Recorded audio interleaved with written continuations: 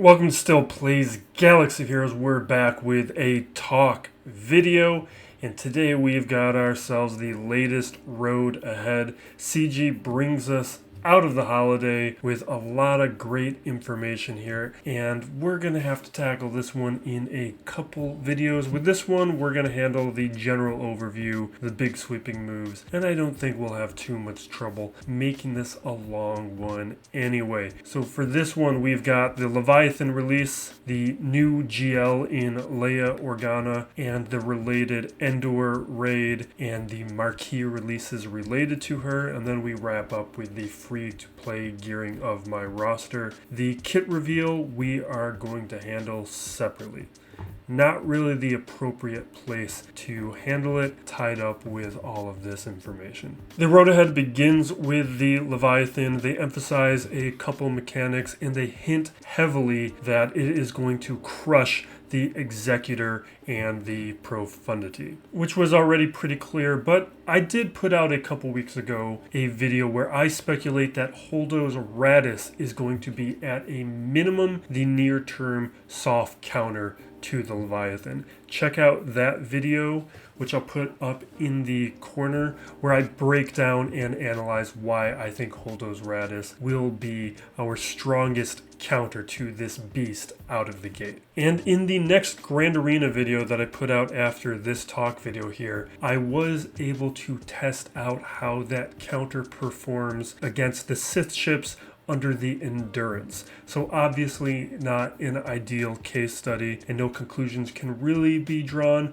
but it is an illustrative status check. Now again, we are going to handle the Leviathan kit in the next talk video. We're going to do Terran Malicos the video after that, because with a Conquest release character we have the most amount of time, and what we do find out with the Leviathan is that its expected release is in about 2 weeks on July 19th. So we have a little bit of time to tackle this one before we see it live in game, but it is going to come up first. Our next major piece of information in this road ahead is Leia Organa, our next GL. It's still unclear what her model will appear like. Will this be Endor Leia or General Leia like I argued for, or will CG look to Bespin, the thumbnail I chose one I think from Resistance, or another model from the expanded canon? But I do think General Leia is a little unlikely at this point because the verbiage here looks tailored towards a prime year's Leia. What did surprise me was this first set of character requirements, because in another one of my recent talk videos after the release of the Crate Dragon Raid, I did my version of a Brian Windhorst and theorized what I thought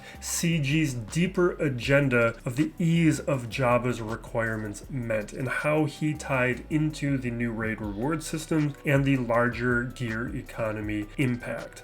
I felt like CG gave us that benefit as a gate to a future where all GLs and capital ships would be high relic, and that GLs were raid characters going forward in a way that changed the prioritization level of all future GLs. You can check out that video either here if I can do more of those per video, or it'll be a card at the end of the video. And with the Leviathan requirements, that proved true. That proved to be an accurate speculation with only 2 requirements below Relic 7, those 2 at Relic 5. So to see any Relic 3s here, I find pretty surprising. I thought those days were over, but here we get Wicket at Relic 3, Akbar at Relic 3, and Lando at Relic 5, which most players won't have to do too much work to achieve. I, like most or all other channels, will put forth a prerequisite speculation video on this, although I know Gerbil had a huge head start on this with his Endor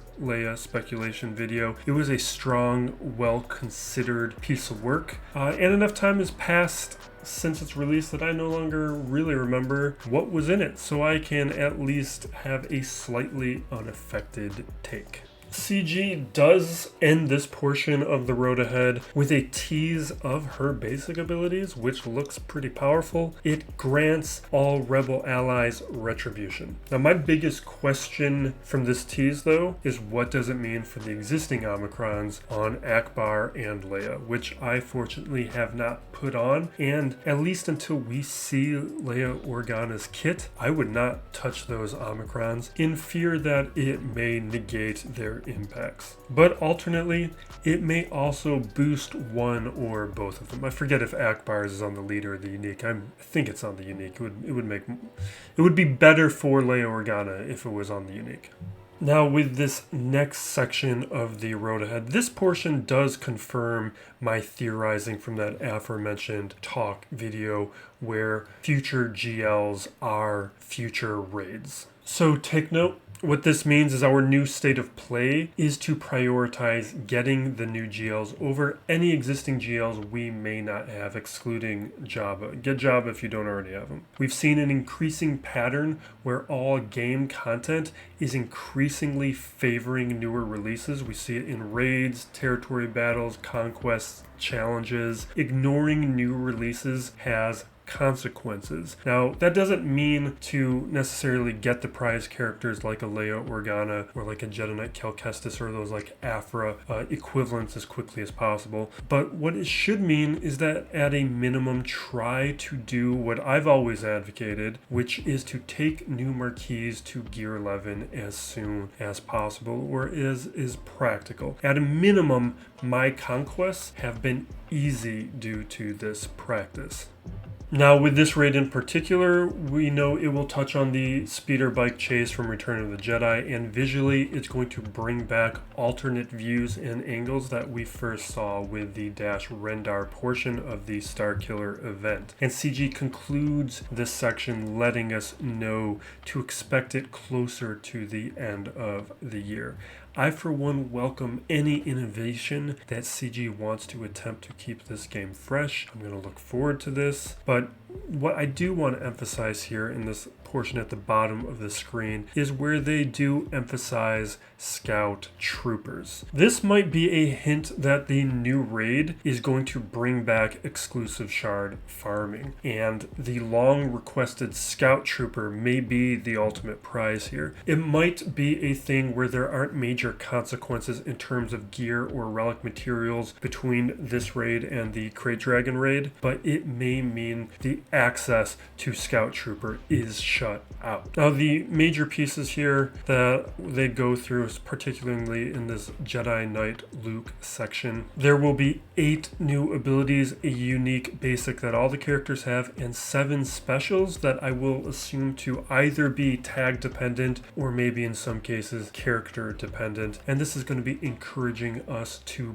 build up specific squads to gain access to the full spread of these abilities, kind of like the final phase of the Sith raid, but on steroids. And with JKL, CG does give us a hint of what this is going to look like, where there's a stacking effect called Distract, which can eliminate an enemy and ties back to the chase in film. And CG makes it clear that this will be a mod dependent effect. Now, CG also gives us a look at the potential characters right here. They do state that this is subject to change, so I would not advance relic anyone here, but I would use this as a guide to bring characters to that Gear 11 staging ground that I advocate. Because the effect that it has on my roster when we organize by gear tier, and we'll take a look at the bottom portion, you can see the number of characters that I don't have at Gear 11.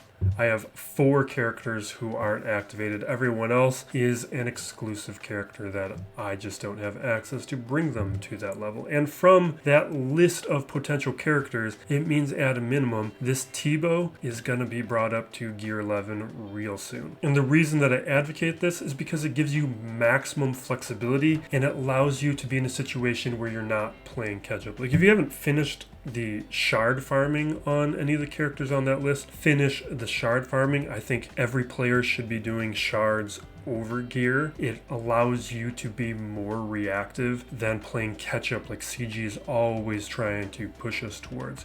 Because like with my roster, like you can just see the number of characters here. When any of these characters get shifted into a high priority status, it's not too much effort for me now to push these characters up to gear 12, up to relics, and get more use out of them. And with the raid system change, with how the raid has altered the gear economy, everyone can have a roster that looks like this, especially with characters who don't have Kairos, all those older characters, basically without half the effort that I put into doing this. This took me years to do. It could be months now for other players. This last section here, we have a little bit of information on Princess Nissa and Captain Drogon. Notably, Captain Drogon was not shown in that first set of Endor Leia prerequisites, so it's pretty safe to assume he's going to be in a future list of those Leia prereqs. Now, I wish these were not revealed here, because I have mentioned this in previous videos. I think this reduces the fun that we can have as a community speculating on these characters, on these releases. But I think this is a consequence of all the leaks. CG wants to be the one announcing these, and since they can't stop the leaks, they're instead getting ahead of them. And I think that's an unfortunate reality, because it's very likely that there are no new characters to be announced as part of the future Leia Organa prerequisites. For this section, we get Princess Nissa, where they tease she will raise Ewok's power level and lift their meta rankings. For that to happen, I think at a minimum, it means it's likely she shuts down the Nest counter, but not necessarily. She could be an offensively minded character where on defense Nest still crushes them. The reason I'm looking at that is because the Chirp Omicron fails to stop Nest. So at a minimum, this is the major piece I'm looking at. And to round out this road ahead, we have Rebel Captain Drogon, another original character, the first being Swordy. CG touches on how he will be a differently abled character and how the mechanics will touch on that, but we will have to wait to know more. And now for our wrap up, we have the free-to-play gearing of my roster. This is the gearing I did on May 29th. Now with this, I don't even remember what I did with it. I think Tuskens were part of it. Yeah, Chieftain, farming, Sir Junda farming. You can see the progress on that. This is when I completed Chieftain, take him up to 7 stars. And that also means I can raise the difficulty modifier on the crate raid. So I believe this is probably when I took all the Tuskens up to gear 12. Now, it doesn't really change the raid too much at that stage, at least with my Tuskens. Sir Junda, she's awesome at 3 stars if you haven't been working on Sir Junda. She's a character everyone should be working towards. I don't care what stage of the game you are. She's that awesome.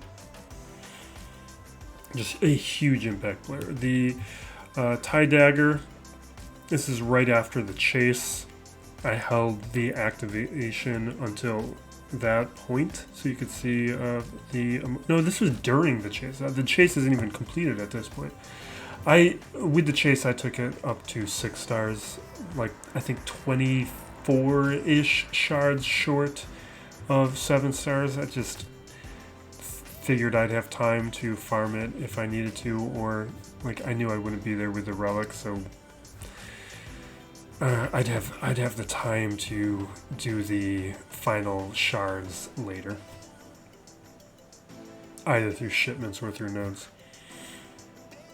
But with the Leviathan event, I'm not going to be near where I need to be with the relic levels, because the signal data is just going to take me a while to farm.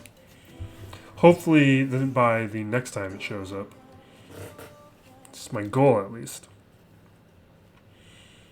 So taking this ship up, bringing up all these levels, maybe we want to even skip ahead. We don't need to show all of this.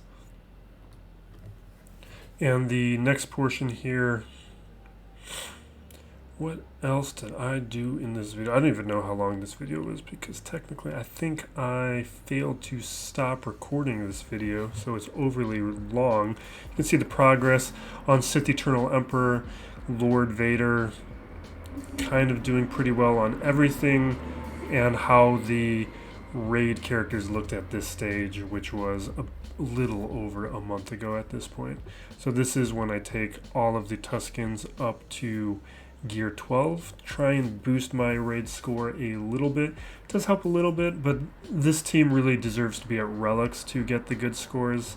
They're a little bit harder to get higher scores at lower gear levels.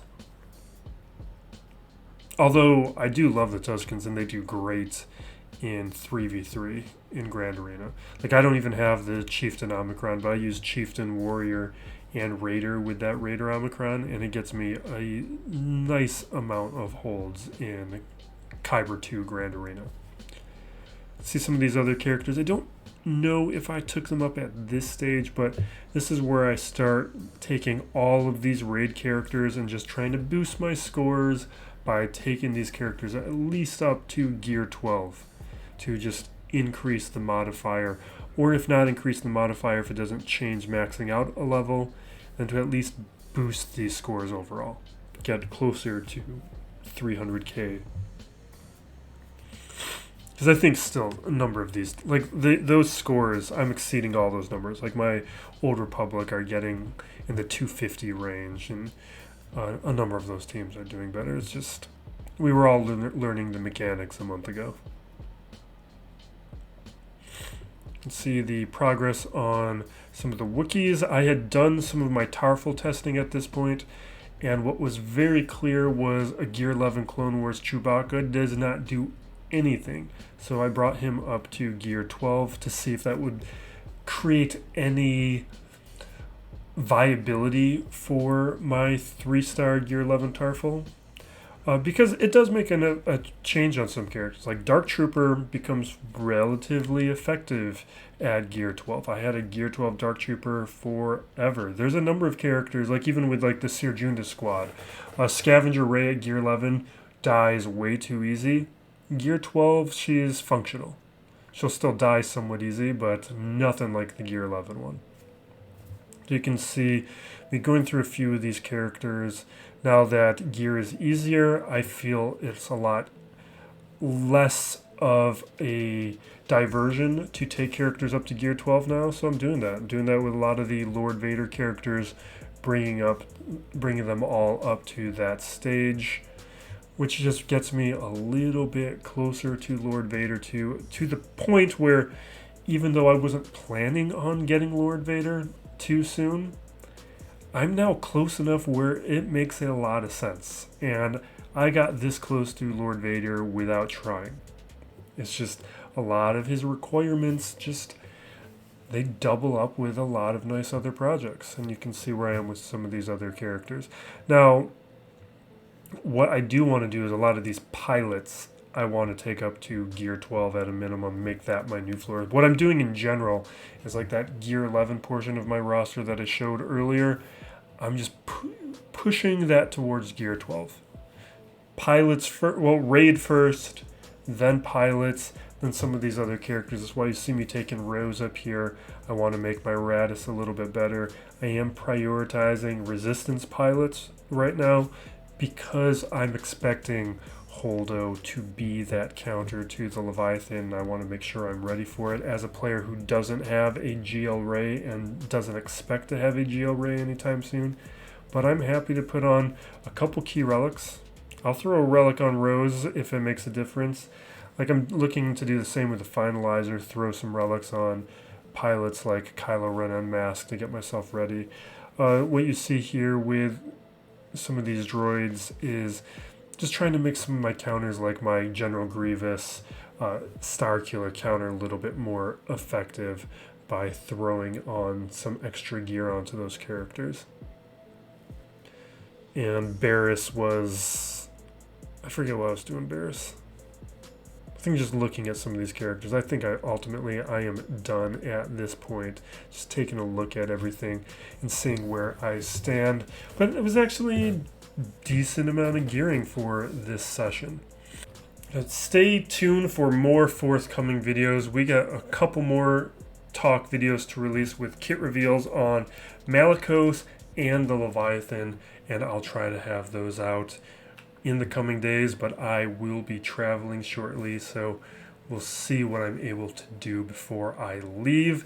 But here are the talk videos that I mentioned earlier in the videos, where I was talking about the Holdo's Radis counter and where I was speculating on what I thought Jabba and the new raid system meant for the future of the game. But thank you for watching.